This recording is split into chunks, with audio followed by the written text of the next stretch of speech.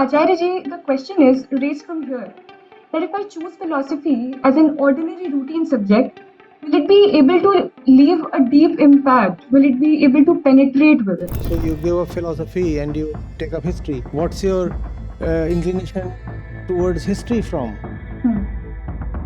It is also a result of conditioning. That's a much bigger question to ask. Here there is 10% doubt and there is 100% doubt. Yet you are ready to side with 100% doubt. You are never going to be 100% sure as a young person. That's not going to happen, never. You have to operate on probabilities. Yes, obviously it is possible that this affinity for philosophy is a fleeting one. It's possible that in the course of time you say, no, I don't like philosophy. If that happens, drop philosophy, fine. Pranam Acharya ji. My name is Kranali Nayak and I am a student of Humanities stream in class 12th.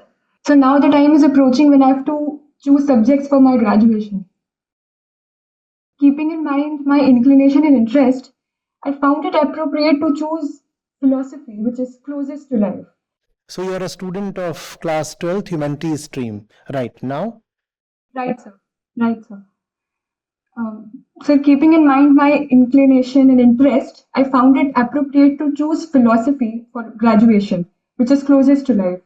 But when I discussed it with a close relative of mine and he gave me many other perspectives, one of the basic things that he wanted me to understand was that philosophy is a subject for which you need to get prepared to reach to. He stated that approach philosophy with love, with questions, and not as a subject of your, not as a subject which is just a part of your curriculum. And then after that, I also read Osho ji on this. And then he said that be careful with this subject. It makes you very intellectual unnecessarily. So, Acharya ji, the question is raised from here that if I choose philosophy as an ordinary routine subject, will it be able to leave a deep impact? Will it be able to penetrate with it? Philosophy is not a doer or an agent with consciousness. You are the one choosing, deciding, acting. It depends on what you want from any of the choices you make. You could choose philosophy, you could choose engineering, you could choose botany, you could choose history. It depends on what you want from your field. Nothing will do anything on its own to you. The doer is not history or philosophy or science. You are the doer. If you want to just exploit the subject to fatten your intellect, the subject will be used for that. If you want to have a love affair with philosophy or history or science or architecture, that too is possible.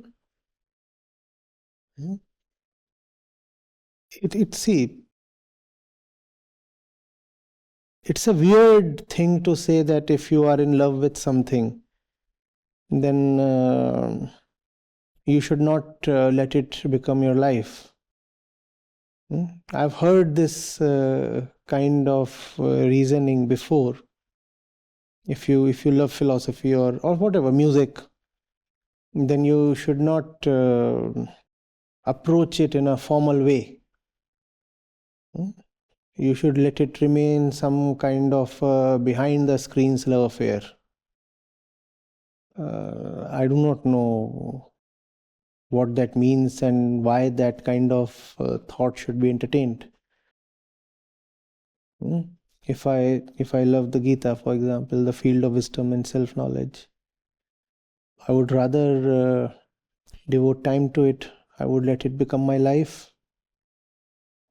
I would let it permeate my 24 hours in as many ways and as deeply as possible. I won't say that I would rather work in a slaughterhouse and then on the weekends I'll pick up the Gita to ease my guilt. But that's how the world approaches love. He says your regular life should be an affair of lovelessness, And then behind closed doors, you can fulfill the urges of your love, right? So you can have a secret library. Camus is there, Dante is there, Dostoevsky is there, and all these people are there, and all the Indian philosophers are there. And when nobody is watching, then you go to them and read 2 pages and then go to sleep. I don't know why the real thing in one's life has to be a covert affair and an exercise in stealth. Why can't one boldly come out and declare her love? First of all, I am assuming here that there is love. If there is not love, no love, then this discussion is meaningless. But I'm assuming that you have a certain real inclination towards knowing, understanding. Philosophy is not just an intellectual process. It is deeper than that. In the name itself, there is love. Philosophy, you know that, right? Very obvious. The name itself consists of love. So, if there is love, please do not consign it to the backyard of your life. Please do not make it something hidden, secret, part-time or pastime. Let it become your heartbeat. Come out with it, express it, live it. Right? I do not know what kind of careers are possible in philosophy, but that should be none of your concern. So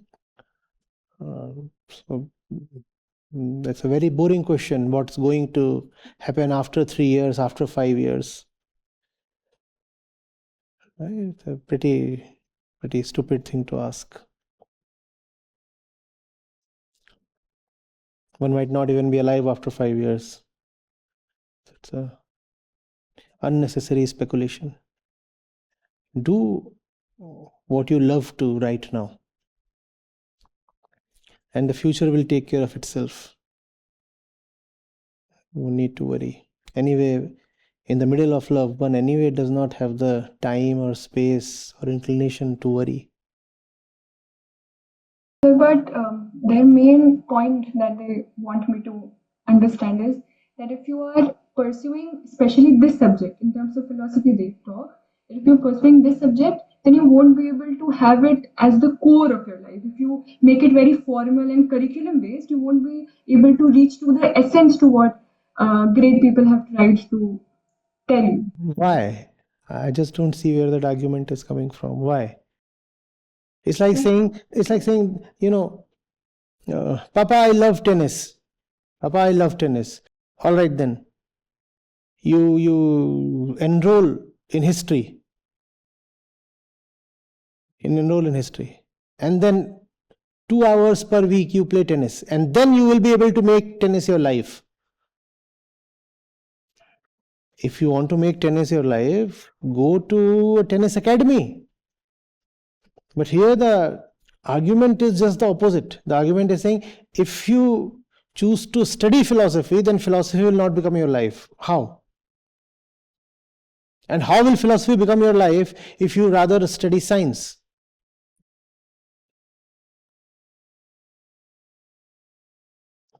I don't see where that argument is from. I know where that I know where that argument is from. I should stop pretending.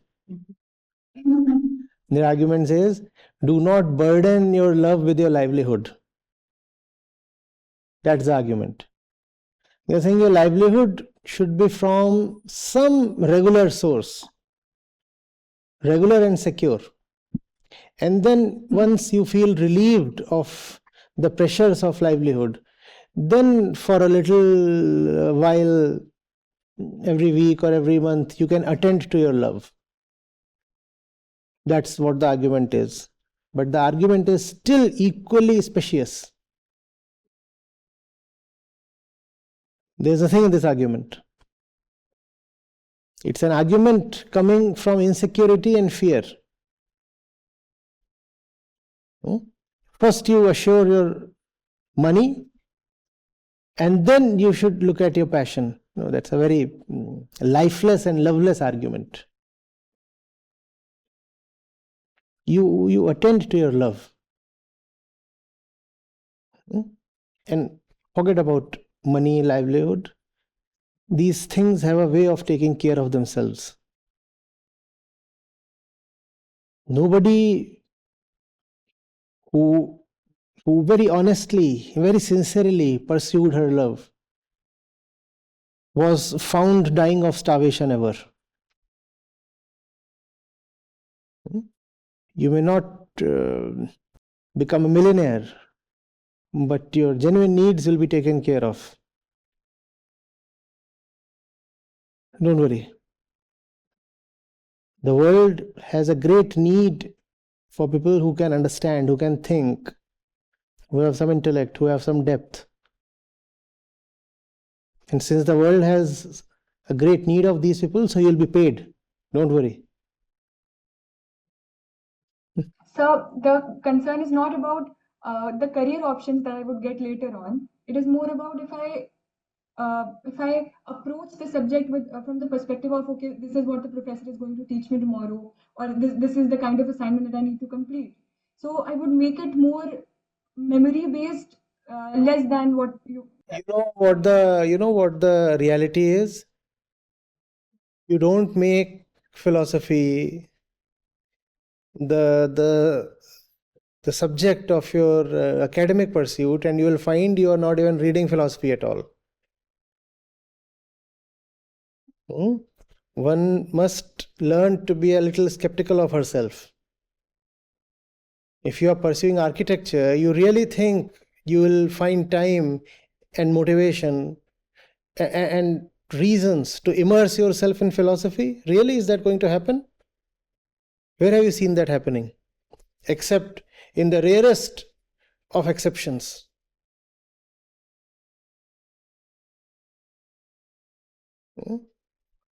You are pursuing whatever, sociology, mathematics, physics, MBBS, whatever. And you think you will have the need and the time and the urge to still go deeply into philosophy. You won't even pick up the books. Or even if you'll pick up the books, that would be like ticking a box. Don't trust yourself so much. Huh? On paper, it always feels one has a lot of time, but time has a way of slipping away. You might think, okay, fine, I'll attend my college classes 8 to 2, then I'll return, then I'll attend to this, then I'll eat, then I'll play a little, then I'll sleep a little, and then I'll have 4 hours to read philosophy. That's not materializing, girl. that won't happen that way. So wherever there is a need, rather an opportunity to discipline yourself, use that opportunity. If you get something worthwhile, find a way to tie yourself to that thing and ensure that the knot is tied in a way it cannot be easily opened. Yes. Rare is the one who finds something worthy of love. And once you find it, you must learn to trick yourself into being coupled irreversibly with it. Just holding hands won't suffice. Tie a knot. A very difficult, hard knot.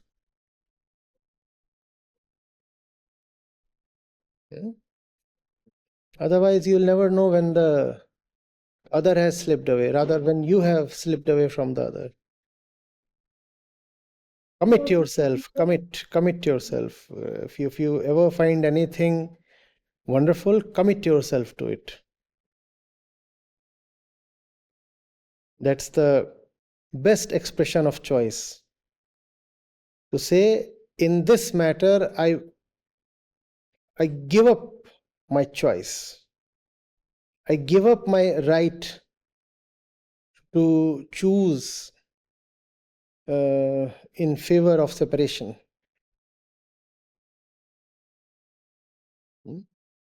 Yes. Sir, what if my interest towards the subject is just a result of conditioning? Conditioning. Okay. Or maybe I'm trying to make myself secure that because see, so the way you said that if I'm not going to read the subject otherwise, so it's better to take it as a mainstream Right. subject. So you give up philosophy and you take up history. What's your inclination towards history from?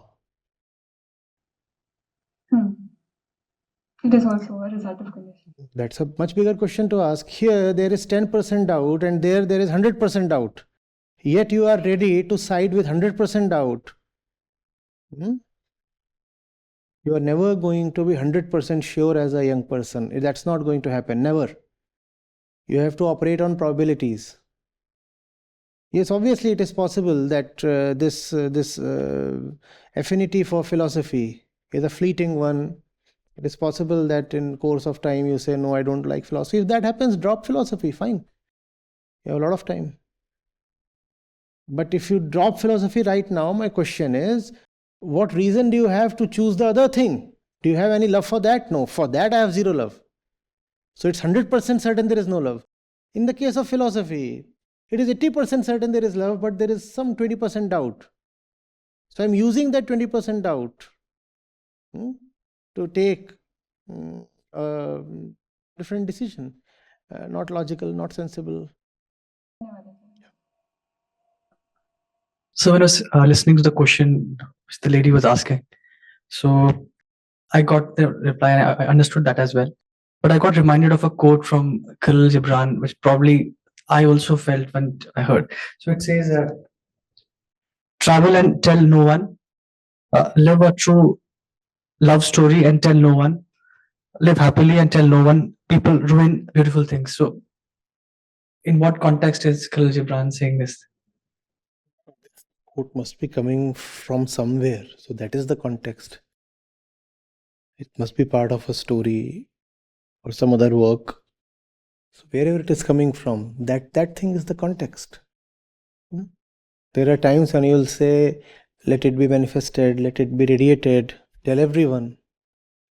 There are times when you say, tell no one. The contexts are different.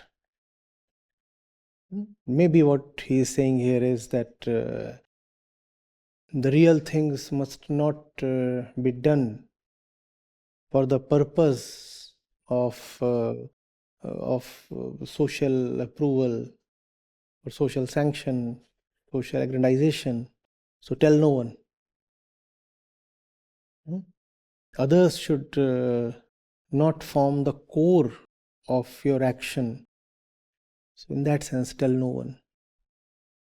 That's all. More poetic expression. More poetic expression, and maybe it is said to someone who is too fond of declaring things at the market square. He'll be told, sir, if you have something real with you, live it, eat it, breathe it. It's not there to be publicly exposed. So to that kind of person, this thing will be said.